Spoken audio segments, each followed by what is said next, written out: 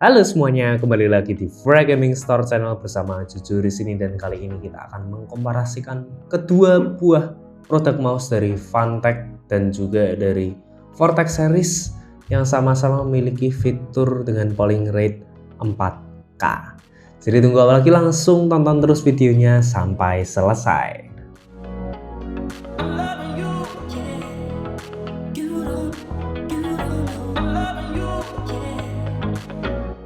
Jadi kedua produk yang akan kita bahas di sini adalah ada Helios 2 Pro yang support dengan 4K polling rate, dan juga di sini adalah produk terbaru dari Vortex series yaitu Inno X2, namun tidak sekedar Inno X2 yang biasa, yaitu Inno X2 yang sudah support 4K dan bahkan 8K polling rate. Nah, sebelum itu untuk Fantech Helios 2 Pro sebelumnya aku sudah pernah bahas, jadi kalau ingin melihat video lebih lengkapnya bisa cek di atas ini. Kalau untuk Inno X2 ini akan langsung aku unboxing sekarang juga, jadi kalau kalian mau melihat unboxingnya dari Fantech Helios 2 Pro bisa cek di video kita yang sebelumnya. Untuk boxnya sendiri dari Inno X2 menurutku ya tipikal lebih biasa lah ya, lebih reguler, lebih mudah dibuat oleh Vortex series karena memang harganya untuk Vortex series Inno X2 ini lebih affordable dibandingkan dari Fantech Helios 2 Pro.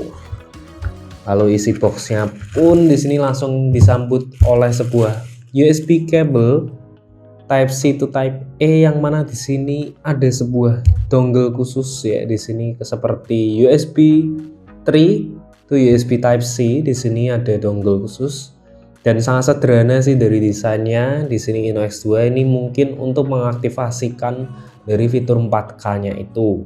Lalu di sini kabelnya tadi ya, di sini sudah menggunakan flexible kabel yang sudah sangat bagus untuk kita gunakan di mode wired.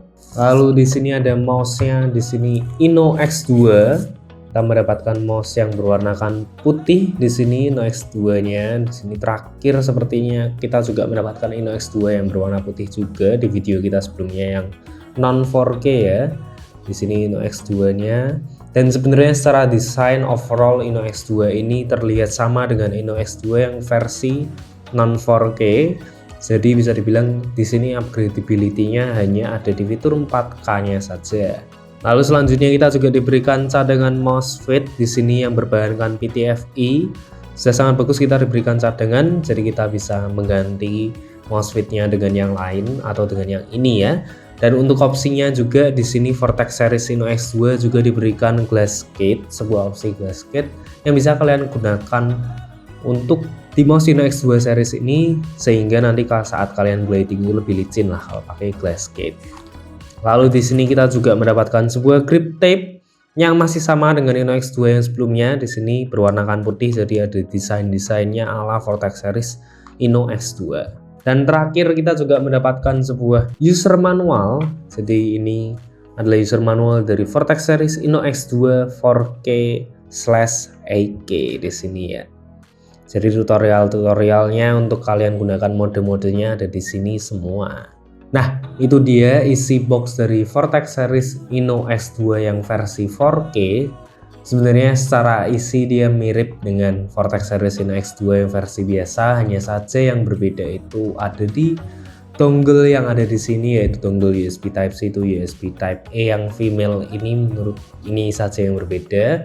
Mungkin ini adalah fitur untuk mengaktifkan 4K-nya, itu nanti akan kita coba juga. Namun sebelum itu, di sini kita sudah ada kedua mouse yang akan kita sandingkan, yaitu Inno X2 dan juga di sini ada Helios 2 Pro. Kita bahas dulu dari warnanya sendiri. Untuk Vortex series Inno X2 di sini dia memberikan beberapa warna, yaitu ada hitam dan putih. Lalu untuk Helios 2 Pro di sini ada hitam yang aksennya kuning. Ini yang menurutku bagus sih, karena ini favoritku juga dari aksen kuningnya ini, nggak ngebosenin lah untuk dari Helios 2 Pro. Walaupun dari keduanya shape-nya ini bisa dibilang mirip, peletakan tombol, bentuk-bentuk dari tombolnya, lalu dari scroll wheel-nya di sini hampir semuanya terlihat sangatlah mirip.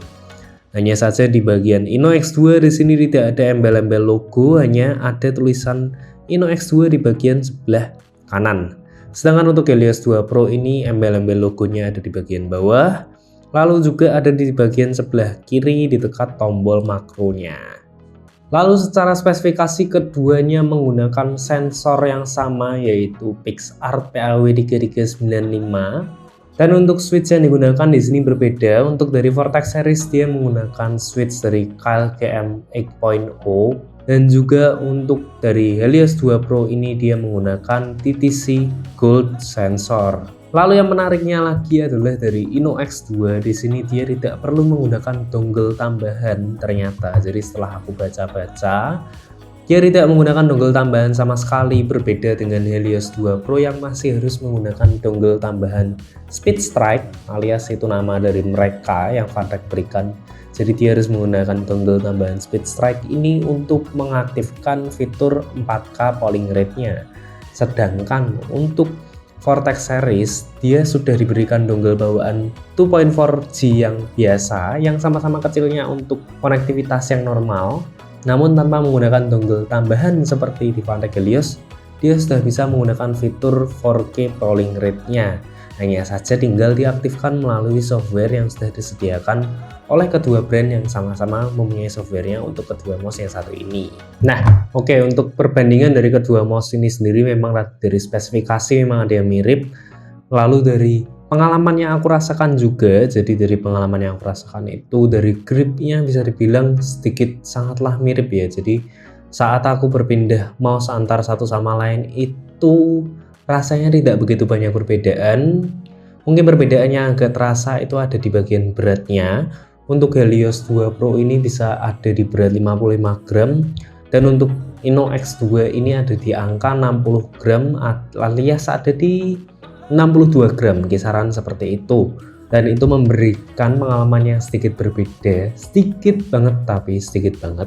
Dan menurutku yang menarik itu adalah dari InnoX2, sekali lagi tadi aku sudah bilang dia tidak memerlukan dongle tambahan untuk mengaktifkan 4K-nya itu ya.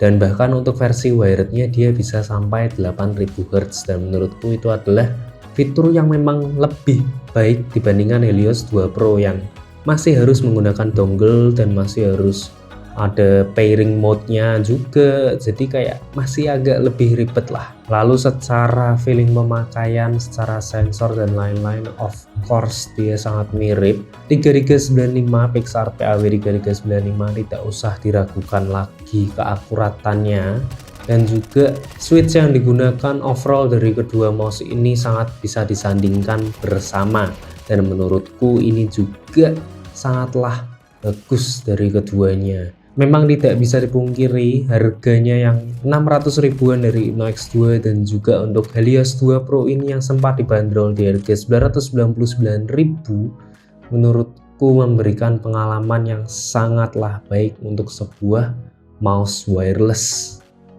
Jadi bisa dibilang kalau kalian mempunyai budget yang sedikit lebih di bawah, mungkin kalian bisa memikirkan tentang InnoX2. Atau mungkin kalau kalian punya budget yang lebih mahal dan suka dengan Helios 2 Pro, bisa ambil Helios 2 Pro. Namun secara fitur-fitur bisa dibilang semuanya mirip. Dan menurutku yang lebih worth untuk diambil jika kita hanya ingin melihat mouse-nya saja dan fitur-fiturnya, menurutku itu adalah InnoX2 4K/8K.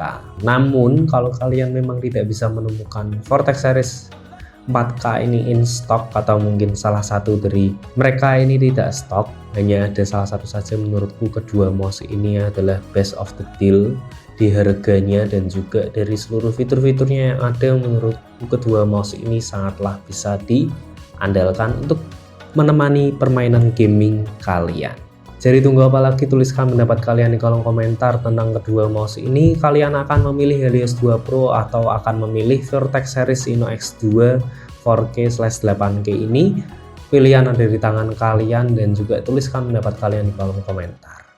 Jangan lupa like video ini kalau kalian suka dan juga share ke teman-teman kalian. Dan jangan lupa subscribe ke channel kita untuk melihat video-video menarik lainnya seputar gadget elektronik dan juga gadget gaming. And as always, sampai jumpa dan jangan lupa bahagia.